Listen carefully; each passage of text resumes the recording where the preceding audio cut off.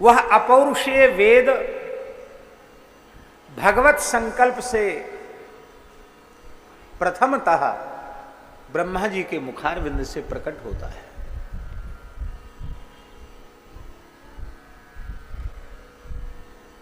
क्यों प्रकट होता है?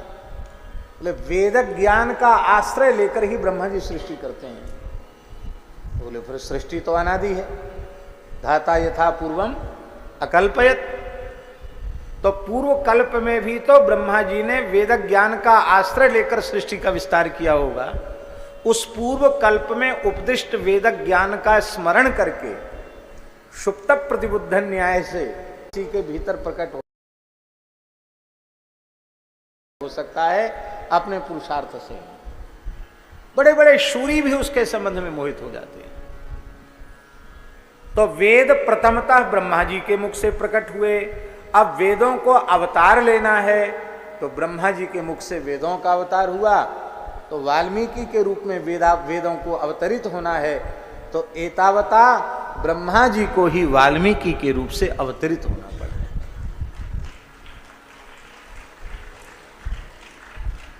और असौ ज्यायान भवति जायमाना।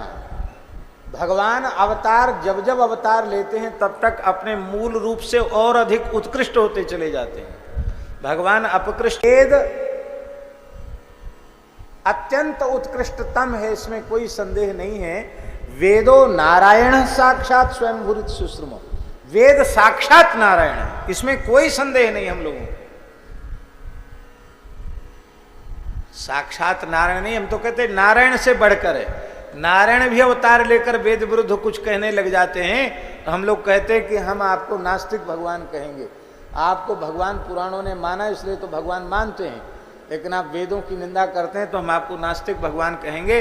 आपको मानेंगे लेकिन आपकी नहीं मानेंगे, क्योंकि आप वेद विरुद्ध मत का प्रतिपादन कर रहे हैं।